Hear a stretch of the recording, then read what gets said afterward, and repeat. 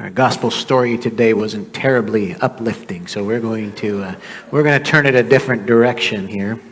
Because today is the feast day of Christ the King. It's Christ the King Sunday.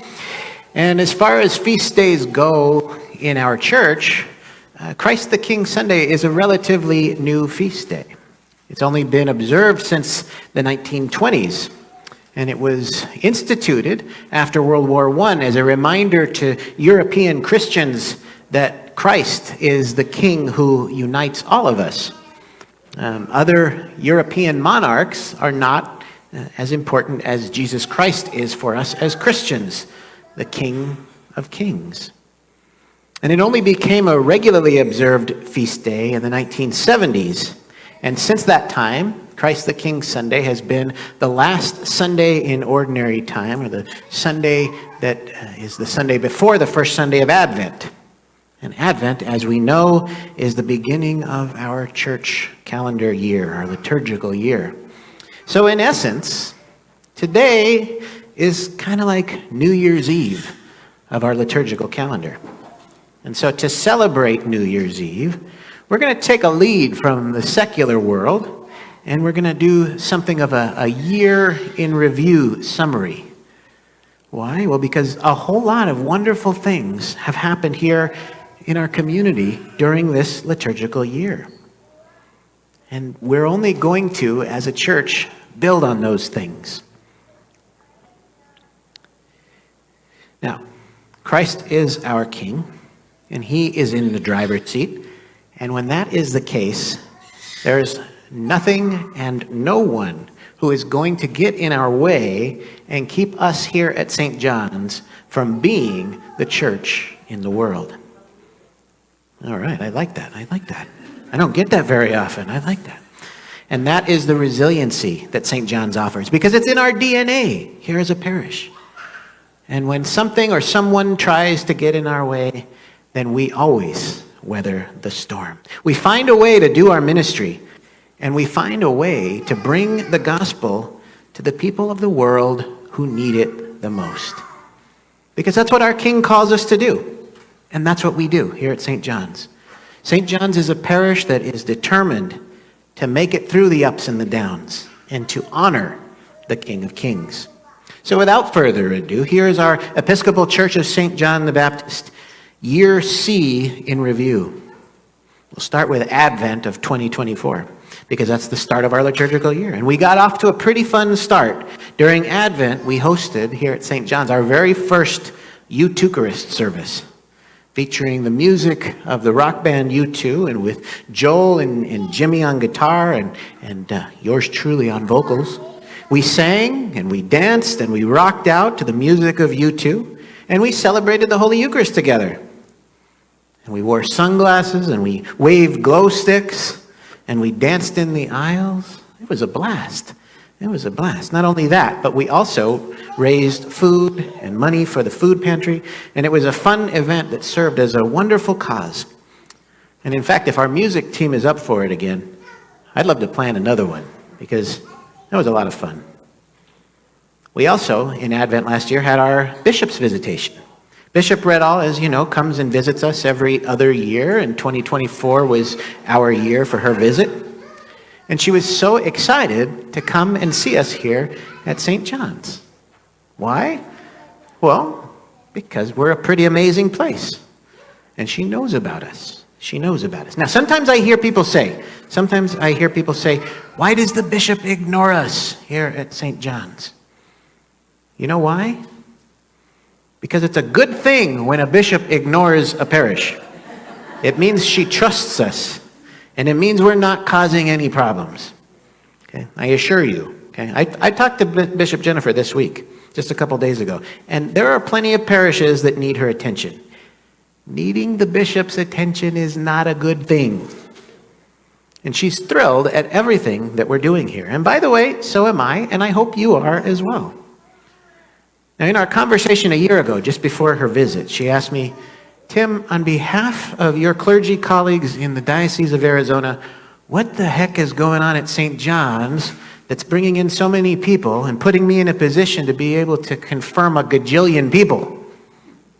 Now, It wasn't a gajillion. I don't even know what that number is, but it was 20. It was 20. And 20 confirmations for a parish the size of St. John's is pretty remarkable. I hope that you feel proud for being the kind of place where people want to be and where people want to become confirmed members. The bishop's visit was a lot of fun. And it was only one of the many fun events that we had at our parish during the month of December. As always, we had our hot cocoa event and caroling event out by the campfire, and we're doing that again this year.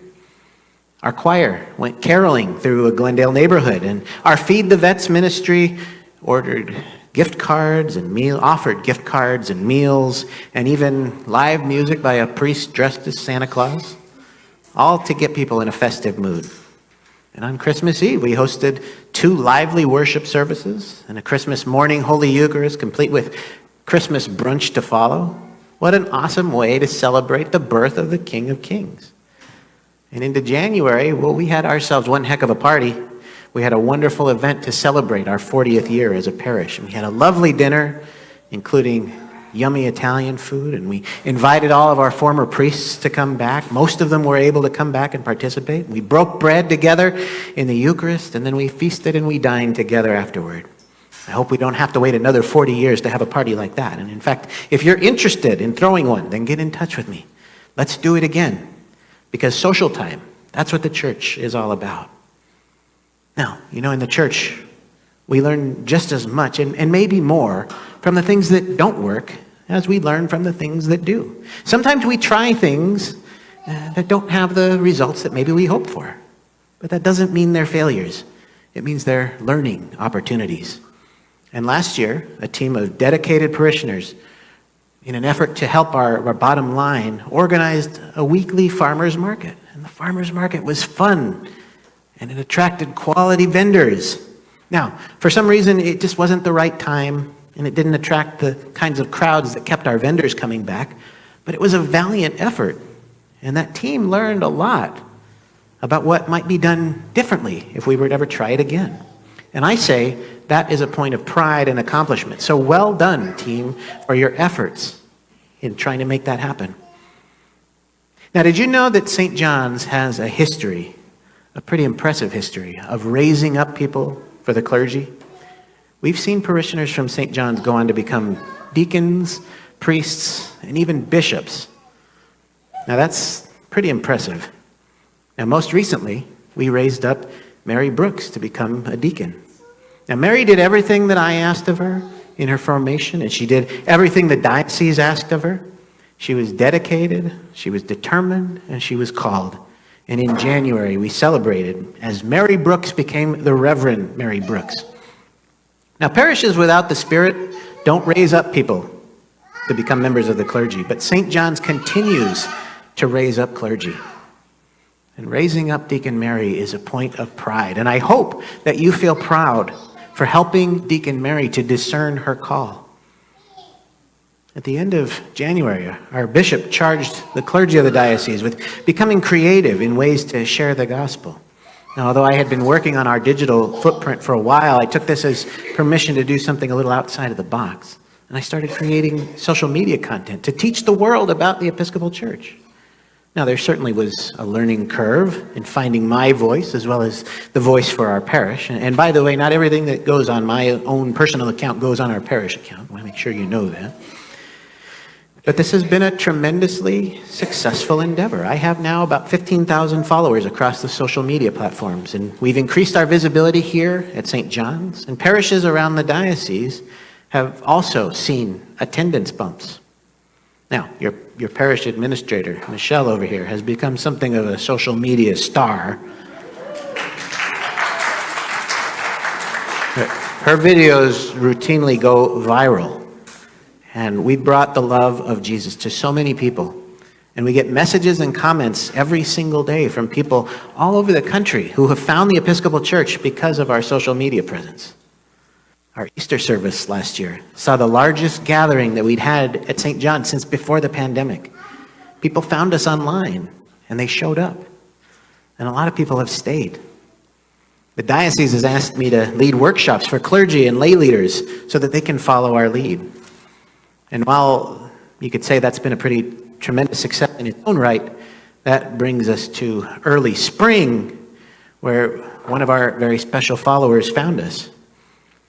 For a while, you're aware of this. We'd been spinning our wheels trying to figure out how best to offer formation to the children of our community. And then we found kind of a unicorn. Julie has a bachelor's degree in biblical studies and in youth ministry, and she found our church because she needed something that would help give her deeper theology than what she'd grown up with. And she became involved with our community immediately, and she found our way to our staff. And eventually, we've created our kids zone here, which is very much in line with the modern day best practices taught in the Episcopal Church. And our kids now have a front row view for the service and qualified ministers here who lead them and teach them. And the diocese is using our kids zone as a model for other parishes. And Julie and I are serving as a resource for how to implement similar changes. This is a necessary change for the bigger picture, and it's going to continue to produce wonderful results. Congratulations, St. John's, and well done on this effort. Now, of course, Julie is only one of many young, enthusiastic parishioners who have joined us over the course of 2025. I'm just naming her because she's on our staff now, but there are so many others who have stepped in and begun to serve us in active ministry roles. Not only is our church growing, but our church is growing with enthusiasm. That's an awesome job, St. John's. You're creating an environment that makes people not only want to be here, but to be involved. Now, whoever says the Episcopal Church is dying certainly hasn't laid eyes on St. John's, because we're doing so many good things, and we're going to keep doing those good things. We're going to continue to be a place of healing and hope to people who are so desperately seeking to hear the gospel of our King of Kings. Now, speaking of deacons, at some point in their life they're ordained, and at some point in their life they retire. There's a life cycle in the church, and our very wonderful deacon, the Reverend Canon Chuck Milhone, decided to retire with a bang.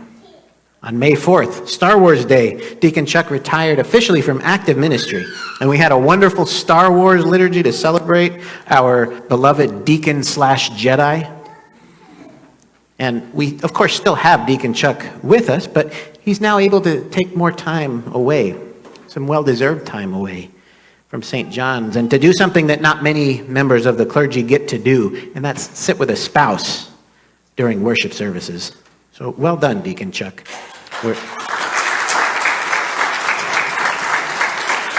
And we are blessed that you continue to be among us as an active/retired deacon.